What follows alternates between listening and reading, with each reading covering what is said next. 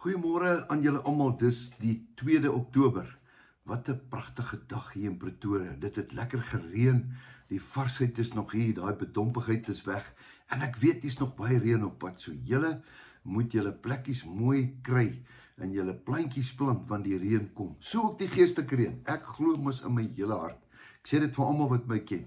Daar gaan nog 'n baie groot herlewing in hierdie land kom, soos wat ons nog nooit gesien het nie. Ek weet dit, ek glo dit. Ek sien dit, hoe kindertjies die hande gaan lê op mense en hulle gaan gesond word. Ek het net so goeie feeling, dat jy weet jy, dit staan in Lukas ergens, dat die klippe gaan dit uitroep. As ek en jy nie gaan praat nie, gaan die klippe praat. Eendag het iemand gesê, die klippe het lippe. Hulle gaan wag op die tyd. Ek dink dit staan in Lukas 17, hulle wag op die tyd, dat die groot revival gaan kom. Nou wat is 'n groot revival? Wat elke mens gaan uitroep en almal gaan erken, dat Jesus die Here het. Nou vanmôre het ek so 'n bietjie opgewonde net in my hart. Dit is net omdat ek so opgestaan het. Ek het gekies vanmôre. Toe ek opgestaan het ek gesê, vandag wil ek die Here loof en prys. Ek wil vandag hierdie energie wat ek het, wil ek vir iemand gee. Ek wil hierdie energie saai vir iemand wat daar buite miskien dor is. Wil ek hierdie water van die lewe wat ek net vanmôre verniet gekry het. Ek het dit verniet gekry. Wil ek dit vir jou gee. Nou, hoor 'n bietjie, wat sê hierdie Bybel vir ons? En sekerlik een van my gunstelinge. Jy moet dit onthou en jy moet dit vir jou ook vat. Psalm 126, nie 123 nie, 126. Psalm 126 is 'n baie kort psalm. Hy het net 6 versies, maar hy het baie krag. Hoor wat sê hy? Toe die Here die lot van Sion verander het. Waar is Sion? Dis die plek waar ons bly. Hier is Sion, toe die Here die lot verander het. Wat beteken lot? Die Here, die omstandighede, die situasie, die ding wat ons oor onsself gebring het, die ding wat sleg is, toe die Here die lot verander het iets gebeur, hoor jy, was ons soos die wat droom. Ek wil vandag miskien oor jou iets sê.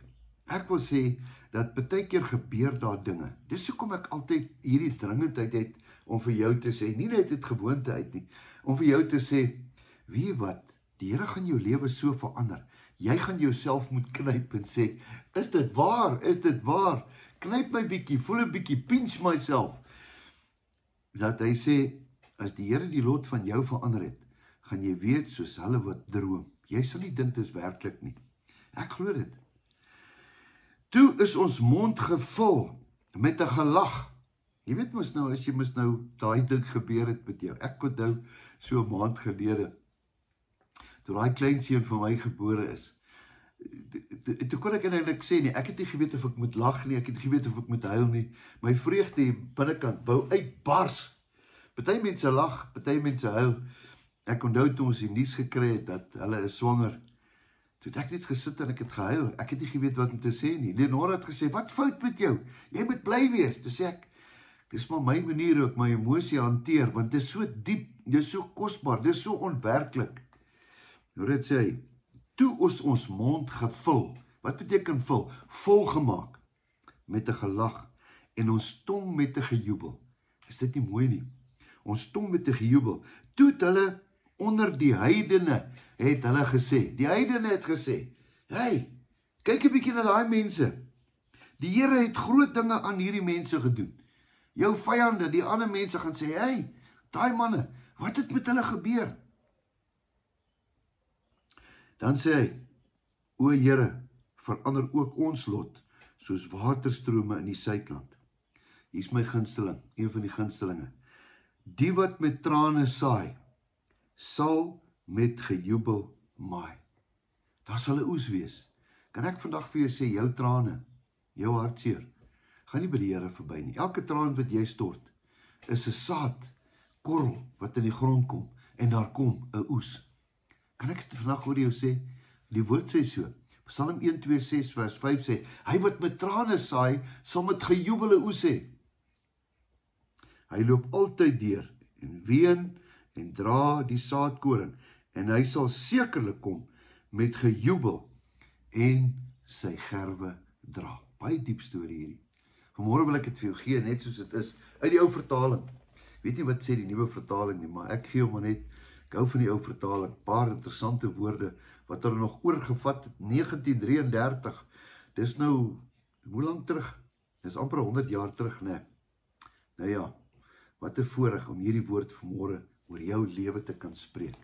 Ek het mos vir jou gister gesê, die woord het saad, en daai saad gaan afhang van die grond waarin ek dit saai, of waarin die Here dit saai. So vanmôre saai ek hierdie saad en vir jou sê, hy wat met trane saai, daar's 'n oes op pad vir jou. Dit sal nie te vergeefs wees nie. Hey, wat 'n woord.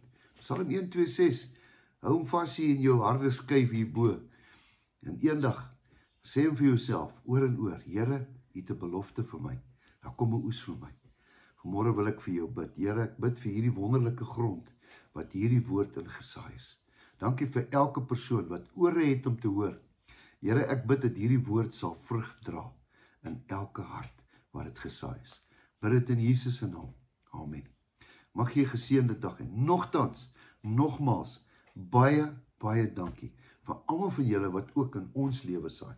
Ek prys die Here vir julle. Dankie so baie. Dankie dat julle regtig vir ons omgee, dat daar's heelwat mense, ons weet nie wie dit is nie. Ek weet nie waar kry hulle ons rekening vandaan nie, want julle weet mos, julle het nog nooit op hierdie platform, het julle gesien, ons sit ons rekening nie. Julle gaan dit ook nie kry nie. Die Here het vir ons gesê, hy is ons bron. Maar op een of ander manier kry mense ons rekening, en hulle saai in ons rekening. Baie dankie. Mag die Here jou seën, en ek wil oor jou lewe spreek, jou beste lê nog steeds voor. Totsiens, tot 'n volgende keer.